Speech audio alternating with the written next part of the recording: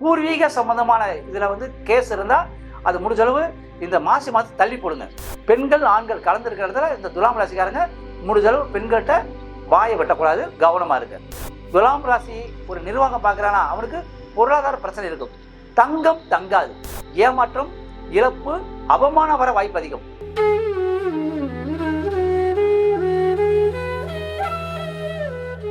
துலாம் ராசி சரராசி. துலாம் ராசியுடைய அதிபதி வந்து சுக்கிரன். துலாம் ராசி வந்து நீதிமான், அதாவது நீதிக்கோள், அதாவது தராசு சின்னம் அதில் இருக்கு. பெரும்பாலும் துலாத்துல பிறந்தவன் கரெக்டா இருப்பான். அவன் வேலையை அவன் கரெக்டா இருப்பான். அவன் வேலையை அவன் கரெக்டா இருப்பான். இந்த பேலன்ஸ் பண்ணி கொண்டு வருவான் வாழ்க்கை. துலாம் ராசிக்காரன் பெரும்பாலும் அவங்ககிட்ட வந்து இந்த கூட்டெல்லாம் சேர்ந்தா அவன் பேலன்ஸ் பண்ணி கொண்டு வருவான். அப்போ கூட்டு தொழில் செய்கிறவங்க துலாம் ராசிக்கார பங்குதாரெலாம் வச்சுக்கலாம். சரி, அப்போ துலாம் ராசி இந்த மாசி மாதத்துல அவங்களுக்கு என்ன செய்யும் அப்படின்னு சொல்றோம். துலாம் ராசிக்கு சூரியன் சனி 5ஆம் இடத்துல இருப்பாங்க. கண்டிப்பா சூரியன் சனி 5ஆம் இடத்துல இருக்கனால துலாம் ராசியில பிறந்து அரசாங்க இருக்கிறவங்க வாயை கட்டிக்குங்க. 5ஆம் இடம் வந்து உள் மனசு உங்களுக்கு பேச சொல்லும். ஏதாவது பேசுவீங்க, நீங்க மாட்டிக்குவீங்க. ஏன்னா அடுத்தவன் தப்பிச்சு போயிடுவான், உங்களை தூண்டி விட்டு பேசிட்டு ஒதுங்கிடுவான். அப்ப வாயை கட்டிடுங்க. 2வது விஷயம், சூரியன் சனி 5 இருக்கிற பூர்வீக சம்பந்தமான இதுல வந்து கேஸ் இருந்தா அது முடிஞ்ச அளவு இந்த மாசி மாதம் தள்ளி போடுங்க. ஏன்னா மாசி மாதம் உங்களுக்கு சாதகமான பலன் கிடைக்காது. ஒன்று வாய்தா வாங்கி தள்ளி போடுங்க, இல்லையா வக்கீல்கிட்ட சொல்லி அந்த மாசி மாதம் கடந்துருங்க. கண்டிப்பா உங்களுக்கு சாதகமான தீர்ப்பு அடுத்து வரும்.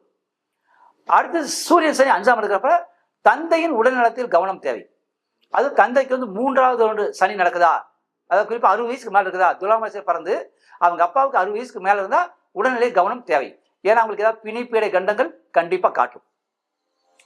அடுத்து துலாம் ராசிக்கு சுக்கிரன் ராகு 6ஆம் இடத்துல இருப்பாங்க. சுக்கிரன் 6ஆம் இடத்துல உச்சம் பெறது பெண்களால் பிரச்சனை வரும். அப்ப துலாம் ராசியில பிறந்தவன் பெண்களால் பிரச்சனை வராம பாத்துக்குங்க. துலாம் ராசியில வந்து சித்திரை, விசாகம், சுவாதி இந்த 3 நட்சத்திரம் இருக்கு. அப்ப சித்திரை வந்து 3-4 பாதம் இருக்கும், விசாகம் 1-2-3 இருக்கும், சுவாதி 1-2-3-4 இருக்கும். மொத்தம் 9 பாதங்கள். இந்த 9 பாதங்கள் பிறந்தவங்க யாராக இருந்தாலும் பெண்கள் கிட்ட கவனமா வாயப்படணும், அவங்க கிட்ட கவனமா பேசணும், தேவையில்லாத எதுவும் பேசிடாதீங்க. அதுவும் கண்டிப்பா தொழில் சம்பந்தமா இருக்கிறப்ப ரொம்ப எச்சரிக்கையா இருங்க. இப்ப நீங்க அரசாங்க ஊழியராக இருந்தாலும் சரி, அல்லது தனியா வியாபாரம் பார்க்கணும் வந்தாலும் சரி, அல்லது கடையில் வேலை பார்க்கணும் இருந்தாலும் சரி, பெண்கள் ஆண்கள் கலந்துருக்கிற இடத்துல இந்த துலாம் ராசிக்காரங்க முடிஞ்ச அளவு பெண்கள்கிட்ட வாயை வெட்டக்கூடாது, கவனமா இருங்க. அடுத்து சுக்கிரன் ராகு 6ஆம் இடத்துக்கு வந்து எதிர்பாராத வகையில் உங்களுக்கு பெண் தொடர்பு வரும். அதாவது அவங்க இத்தனை நாள் பேசாம இருப்பாங்க, இந்த மாசம் உங்கள்கிட்ட வந்து பேசுவாங்க. ஆனா எப்படி பேசணுமோ கரெக்டா பேசி கொண்டு வைங்க. ஏன்னா துலாம் ராசிக்காரங்க சொல்லிக் கொடுக்க வேண்டிய அவசியம் இல்லை. ஏன்னா துலாம் கரெக்டா சரிசமா கொண்டு வரவங்க. அடுத்து உங்க ராசிக்கு குரு 8ஆம் இருக்கிறாங்க.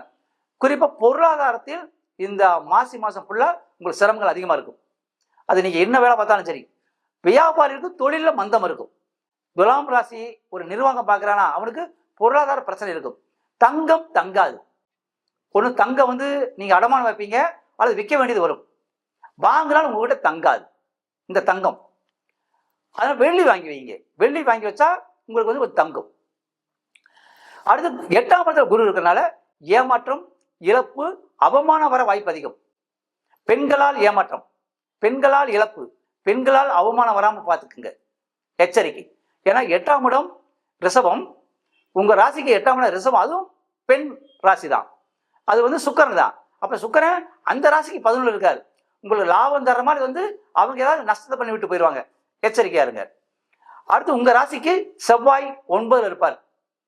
குறிப்பா பூர்வீக சொத்துக்கள் இருக்கிற பிரச்சனைகள் விலகும். அதாவது நான் ஏற்கனவே சொல்லிக்கிறேன், இந்த சொத்து பிரச்சனை எல்லாம் குறைஞ்சபட்சம் இந்த மாசியில தள்ளி போட்டுருங்க. ஏன்னா சூரியன் சனி 5ல் இருக்கிறனால சொத்து பிரச்சனை உங்களுக்கு லாபத்தை கொடுக்காது. அதே சமயம் செவ்வாய் 9ல உங்களுக்கு ஆசை காட்டும், அடிபணிஞ்சிடாதீங்க. ஆனா செவ்வாய் 9 ஒரு விதத்தில் நீங்க வெற்றி கிடைக்கும். செவ்வாய் 9 வந்து தைரியம் கிடைக்கும், வீரியம் கிடைக்கும், வீரம் கிடைக்கும். தந்தை சம்பந்தமான வகையில உங்களுக்கு லாபம் கிடைக்கும். அப்ப தந்தை சம்பந்தமான தொழில் செய்யறவங்களுக்கெல்லாம் இந்த மாசி மாதம் துணிஞ்சு நீங்க தொழில் செய்யலாம், உங்களுக்கு பாதிப்புகள் வராது. அடுத்து உங்க ராசிக்கு 12ல் கேது இருக்கிறார். 12ஆம் இடம் மோட்சஸ்தானம். 12ஆம் இடம் கண்ணியில வந்து கேது இருக்கிறார். அப்ப துலாம் ராசியில பிறந்தவங்க 12ஆம் இடத்துல கேது இருக்கிறனால முடிஞ்ச அளவு ஆன்மீக ஸ்தலங்கள் போங்க.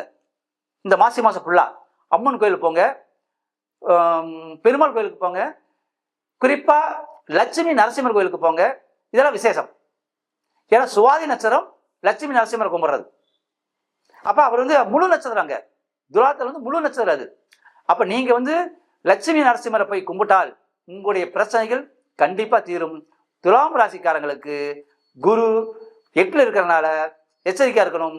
சூரிய சனி 5ல் இருக்கிறனால ரொம்ப கவனமா இந்த மாசத்தை போக்கிக்குங்க.